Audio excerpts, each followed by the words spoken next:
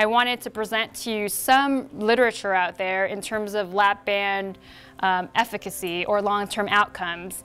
And actually the lap band has been performed in Europe a lot earlier, actually a decade earlier than it's being performed here in the United States. It's been started there in 1993. We only started placing lap bands here in the US in 2001. So we're about 10 years behind Europe. And a lot of the data out there is very compelling in terms of the long-term outcomes from the lap band. And you can see here, you know, the best place to look, obviously, for lap band data is in Europe because they've been doing it a lot longer than we have. In the US, the lap band was approved in 2001. It's based on the initial literature. You can even look this up on the internet. Actually, it's, you know, you can access any of this information on lap band outcomes. And the initial FDA approval was based on 3 years of data of 299 patients.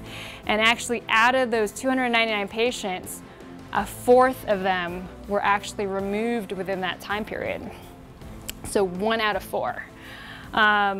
82% had one or more adverse effects, such as nausea, vomiting, reflux, and band slippage. So definitely, it's not without its potential complications. And looking at this data alone, I mean, 82% is quite a bit of problems that people had. These are some long-term European studies.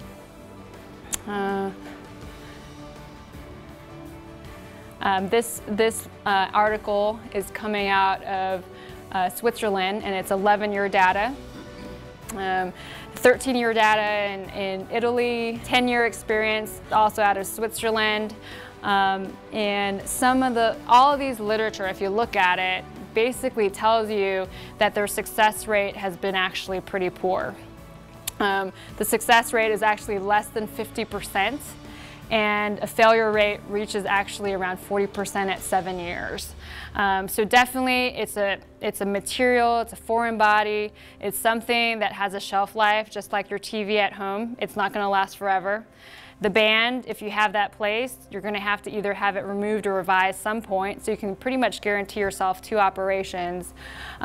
So based on all this data, going to, you know, the different bariatric society meetings, you can actually see a trend of Europe going away from the lap band, which was the #1 procedure back 10 years ago, to conversion to a bypass and also the sleeve gastrectomy. You barely see any.